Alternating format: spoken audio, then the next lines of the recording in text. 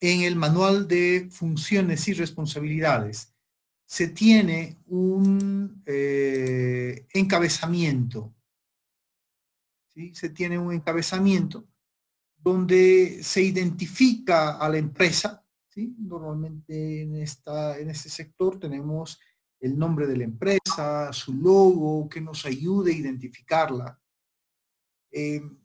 Luego tenemos en esta parte lo que corresponde a la revisión. Todo manual de funciones, de procedimientos, siempre es susceptible de ser mejorado. Todos los manuales parten por un principio de perfectibilidad. Es decir, de que nunca se tiene un manual de funciones o un manual de procedimientos perfecto, sino siempre existe una oportunidad de mejora. En ese sentido, todo manual va a tener diferentes revisiones o versiones o mejoras. Entonces, en esta parte donde dice revisión, cuando tiene el valor de 0 es el primer documento que ha sido elaborado. Después de 0 va a venir 1, significa que es la primera modificación, luego 2, que es la segunda modificación, y así sucesivamente. Lógicamente, siempre vamos a utilizar la última revisión, que es la válida para la organización. Luego tenemos el título de Manual de Funciones y Responsabilidades. Acá tenemos el nombre del cargo o función que estamos describiendo a continuación. Es importante el tener la identificación de la cantidad de páginas que componen este manual de funciones y responsabilidades, donde se tenga el número de página que se está leyendo, que es la primera, en la parte izquierda antes de la barra, y el número posterior después de la barra es la cantidad de páginas que contiene este manual. Entonces, si fueran 3 páginas de este manual, entonces sería 1/3. Significa que estamos leyendo la página 1 de un total de 3. La fecha es la fecha en la cual se ha elaborado la revisión que se tiene detallada. Es la fecha en la cual ha habido la creación, cuando es 0, y cuando tenemos mayores valores a 0, es la fecha en la cual ha sido mejorado o modificado. Generalmente se tiene un código que lo identifica.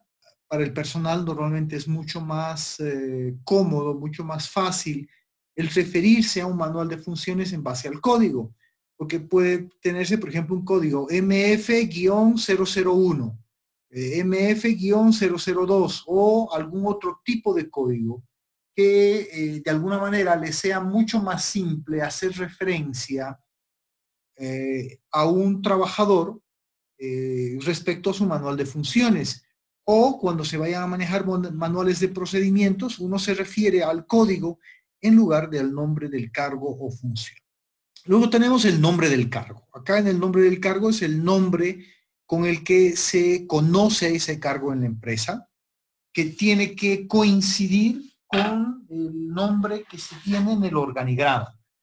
El organigrama es el documento que muestra gráficamente la estructura tanto jerárquica como de comunicación de una empresa u organización. Entonces, ese nombre de cargo tiene que estar descrito en este manual, lo mismo que aparece en la parte superior, y tiene que coincidir con el cargo que se tiene detallado en el organigrama de la empresa u organización. Luego tenemos la ubicación del cargo. La ubicación del cargo se refiere fundamentalmente a en qué parte de la estructura orgánica se encuentra ese cargo. Cuando es una empresa relativamente pequeña, a veces parece no muy lógico esta ubicación del cargo. Pero cuando son empresas más grandes, con muchos cargos, para poderlo ubicar es importante tenerlo identificado. Ahí nos puede indicar ubicación del cargo en la gerencia de administración y finanzas o en la gerencia comercial. De hecho, en algunas empresas tienen varias sucursales. Acá también ayuda el hecho de que este cargo a qué sucursal pertenece, a qué gerencia pertenece o a qué distrito pertenece. Por lo tanto, la ubicación del cargo ayuda a identificar con mucha precisión a dónde pertenece este cargo. Luego tenemos el siguiente campo, la siguiente información de un manual de funciones que se denomina como descripción del cargo. La descripción del cargo, como lo he puesto en letras cursivas, dice describe el qué hace este cargo, cómo lo hace y el por qué lo hace. Básicamente es un resumen de las principales responsabilidades, funciones y actividades del puesto que estamos analizando.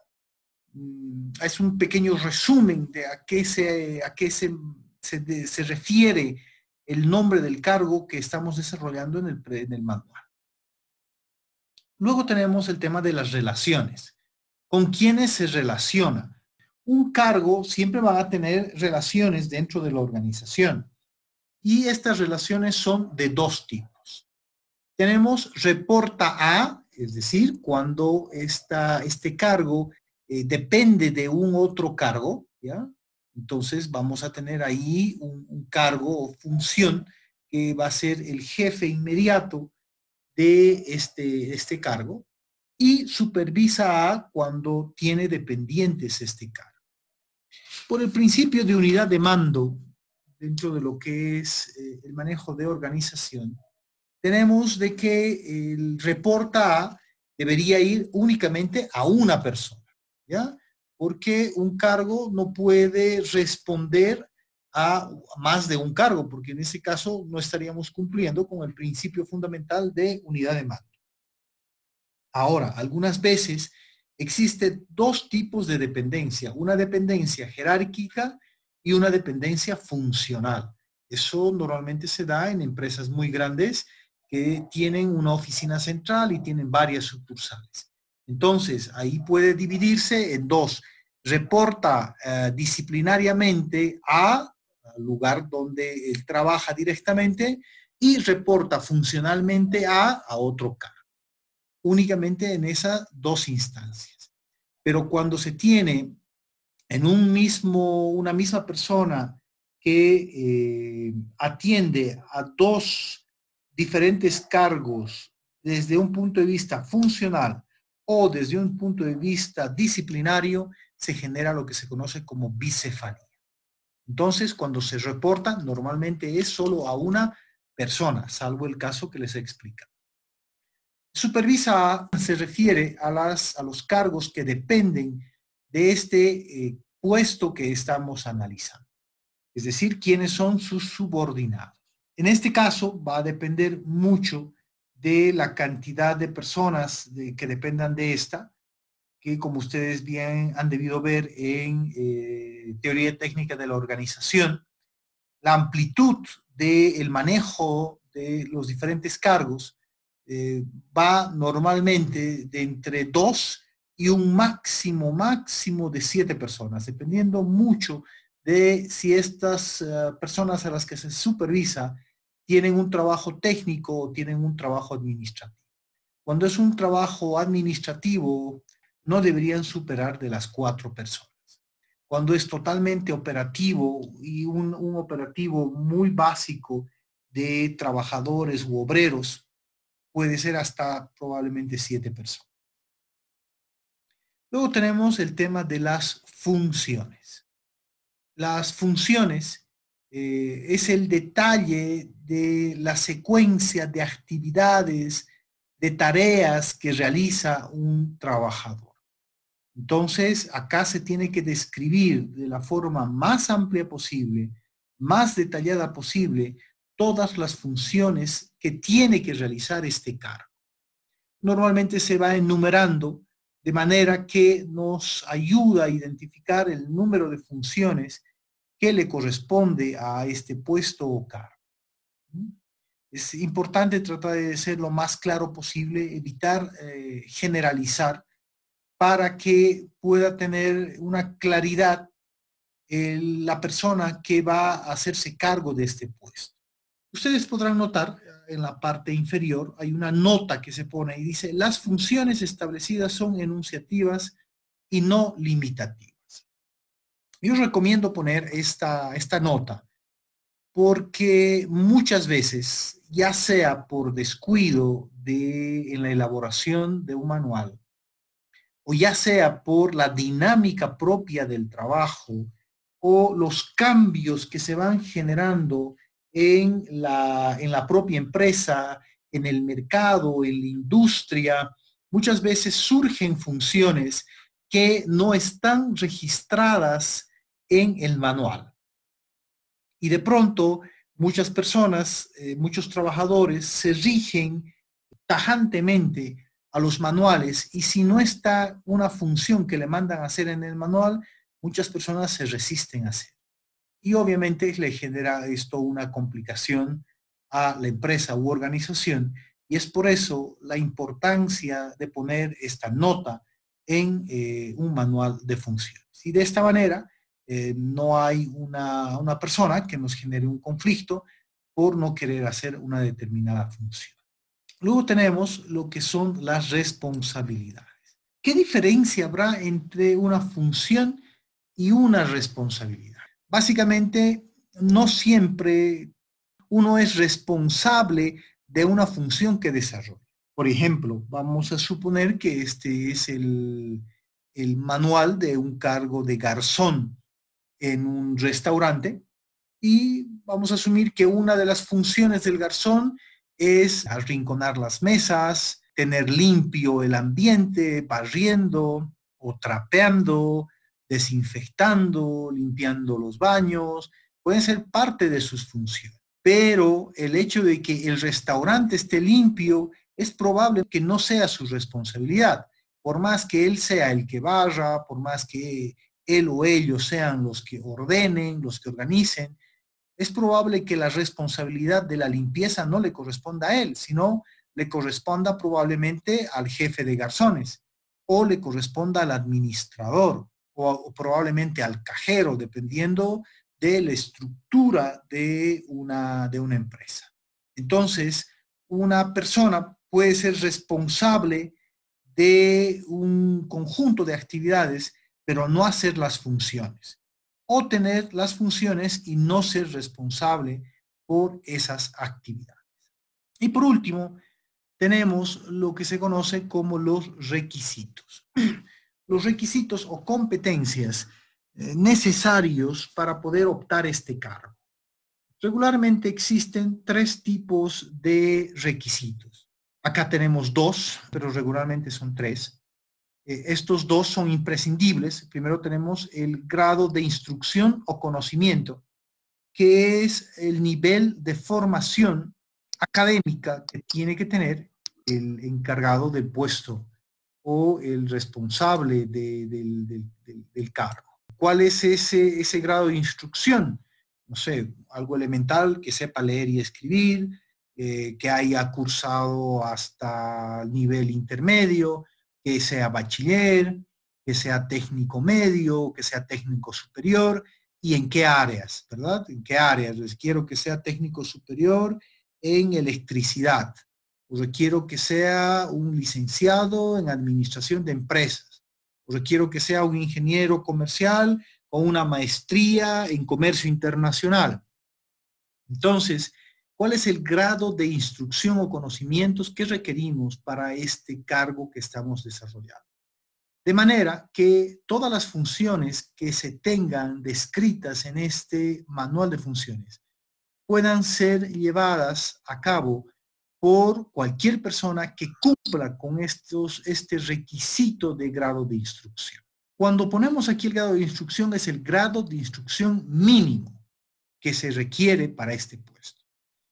Aunque alguna vez he visto en empresas de afuera, ponen también un grado de instrucción máximo en algunos cargos, pero eso es muy raro de ver.